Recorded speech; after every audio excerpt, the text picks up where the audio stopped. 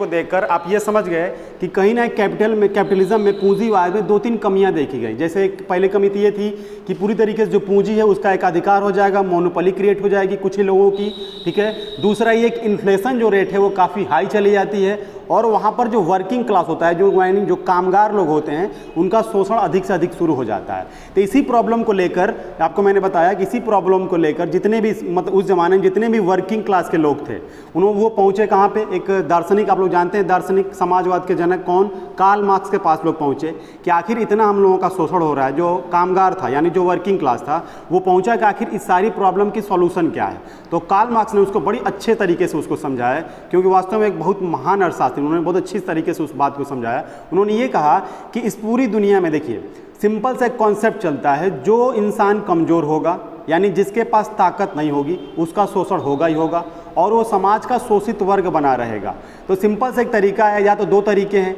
या तो आप शोषित वर्ग बन करके रोते रहें, या तो अपनी ताकत पैदा करें, अब किसी भी ताकत को आप ताकत में आए, ताकत बनाएं और उसके बाद ताकत बनाने के बाद पूरी पॉलिसी को आप चेंज करें, अपने हिसाब से उसको आप बनाएं। तो उन्होंने एक चीज़ समझाई थी कि यानी पूरी तरीके से उन्होंने ये समझाया लोगों को कि अब देखिए, अब जितने भी मान लीजिए अगर 100 लोग हैं इस दुनिया में, अगर एग्जाम्पल के लिए, तो उसमें क्या होता है, सिर्फ 5% ही लोग इंडस्ट्रियलिस्ट यानी आप कह सकते हैं 5% ही लोग सिर्फ पूंजीवादी तरह के लोग होते हैं और जो 95% होता है वो वर्किंग क्लास होता है। तो उन्होंने ये समझाया कि ये जो 95 लोग अगर ये लोग अपनी यूनिटी बना लें तो ये क्या करेंगे, अपनी सरकार खुद बना लेंगे और जो अपनी सरकार ये खुद बना लेंगे तो होगा क्या, ये पॉलिसी अपने हिसाब से बनाएंगे। क्योंकि आपको पता है कि सिंपल सी चीज़ है, जहाँ पर कोई भी देश हो, पॉलिसी मेकर कौन होता है, जिसके पास ताकत होती है, और जो ताकत जिसके पास होगी वही पॉलिसी मेकर होगा। और जब पॉलिसी मेकर जो खुद होगा तो वो पॉलिसी किसके हिसाब से बनाएगा, वो पॉलिसी अपने लाभ के लिए, अपने फायदे के लिए बनाएगा। तो वही वर्तमान में वही हो रहा है। और कार्ल मार्क्स ने उस जमाने में वर्किंग क्लास को यही समझाया था कि आप लोग यूनाइट हो जाइए, यानी 95 संख्या आपकी है,